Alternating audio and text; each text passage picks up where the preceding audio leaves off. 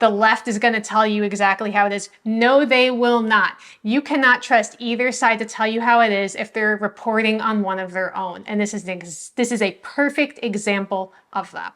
Hi, I'm Danielle Romero, and I'm so glad you're here with me again on my channel, where we have been diving into American history, American identity, and what does it mean to become an American? So we need to confront a pretty alarming article that I dug up out of the internet archives. Some folks are whitewashing some dark chapters of American history, and I would like to know why. I recently stumbled on an article from 2012, and it posed the question, quote, "What does an exalted cyclops do?" And guess what? We're not discussing a fantasy novel. It's about the late Senator Robert Byrd, right after he passed away, and discussing his legacy. And it was kind of during a time where I think his legacy was being fleshed out, so to speak. At that time, the longest serving senator in US history, and he spent some time in the Ku Klux Klan. So if we're taking American politics seriously, then we can't tiptoe around the elephant in the room here. So let's dissect this article, because I think you're going to be pretty shocked by the tone of this article. Honestly, the tone of it, I just was shocked by it. And the tone of this article, penned by a man named Brian Palmer, was curious, to put it nicely. So I want to pop this article up on here for you. Okay, it's from 2010. June 30th, 2010. And so I want you to just take a look at the title and the subtitle before we even begin. It says, "What does an exalted cyclops do?" And then underneath, "He reports to the dragon and coordinates the centaurs." So immediately there's this sense of like, look how funny this is. Look at this funny thing. It's kind of like a little game. Don't take it too seriously. No, we're not talking about the Klan. This is really more like the club that Senator Byrd was a part of. And immediately this bothers me. And it should bother you, because journalists have a lot of power. They have a lot of power to take a story and to wrap it the way that they want it wrapped. And if you just accept it the way that they give you, you just look how it looks on the outside, and you don't pull the ribbon and open it up and see what's really in that box, you're not going to get the full story. And the way that he has wrapped this story, to me, is ridiculous. So I don't need to school you on the Klan. If you want to watch another video I did talking about that, I'll link to that here. Most folks understand what the Klan was all about, and it wasn't good. What does an exalted cyclops do? So, immediately the title of this article, it talks as if these titles are just menacing roles from a fantasy novel. It's like he's talking about, he's reading the back of a Dungeons and Dragons book. But let's get something straight. When we talk about the Klan, when we talk about an organization that has terrorized, demeaned, murdered, and tortured people, should we really be using words like whimsical? This is what he says, and I quote, "The Klan's whimsical titles of office harken back to its Reconstruction era beginnings." Look how fun this is. In 1865, 6 Tennesseans formed a club that mainly involved dressing up in costumes and riding around Giles County after dark. I'm bothered by this because I agree that the beginning of the Klan, historians do debate that, and you may feel very strongly about that. I may feel very strongly.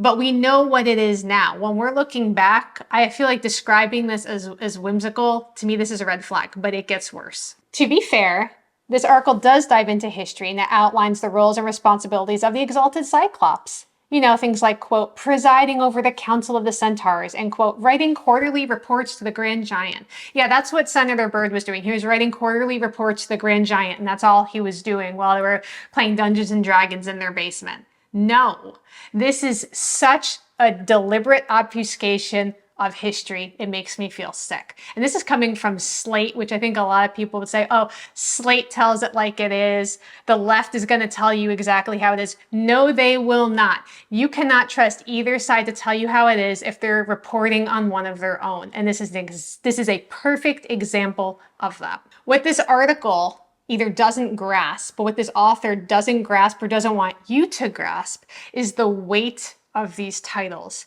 the terror that they instilled in people. And it treats them like quirky artifacts of history, neglecting the ideology and the actions behind it. It's easy to skim over some of this language, I think, and miss the gravity of what's being discussed, and I think that that is on purpose.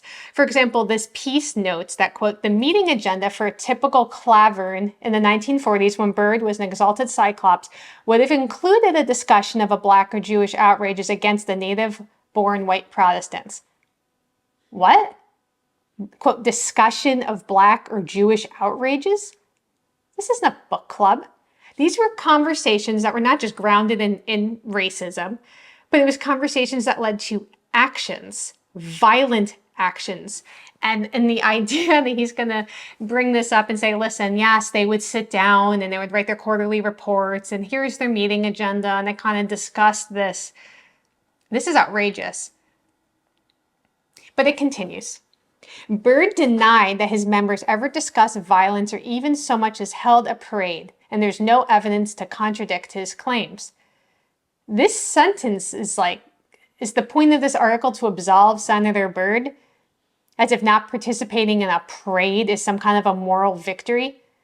But let's not forget, at this point in time, when Senator Byrd was a part of the Klan, being in the Klan is at the basest level an endorsement of hateful doctrine. It just was. And finally, the article notes how the Klan tried to rebrand itself. Can you believe it? Today's exalted Cyclops is now responsible for rehabbing the chapter's image as the Klan tries to rebrand itself as a community service organization. Civil rights advocate for whites and semi-libertarian political action group. What is this? This is absolute garbage, trash reporting. And if it should make you angry and it should make you question everything that you're being told. And don't even take my word for it. Question me. Although, to be fair, to defend myself in advance, I don't advocate supporting the right or the left. Honestly, I'm tired of all of it. And this piece is just one piece of many that I could draw our attention to of how this happens over and over and over again. If it's not the history they want you to understand, they're going to retell it. They're going to wrap it up and retell it and hope that you don't open the box. And here's the thing, history can be strange and it can be tempting to discuss it in ways that lessen the darkness. And history is nuanced, right? Things aren't black and white, very literally, they aren't. But when we're dealing with a topic like the Ku Klux Klan, rooted in the pain and suffering that the Klan has caused, the hate that the Klan, all of the things that go along with that, we need to approach it with the seriousness and gravity that it deserves. We can't trivialize it and pretend that these titles were just whimsical and they didn't stand for something terrible. We can't offer euphemistic descriptions of the meetings that didn't just discuss outrages. The idea of calling a Klan meeting anything other than a terrorist organization is just, it blows my mind.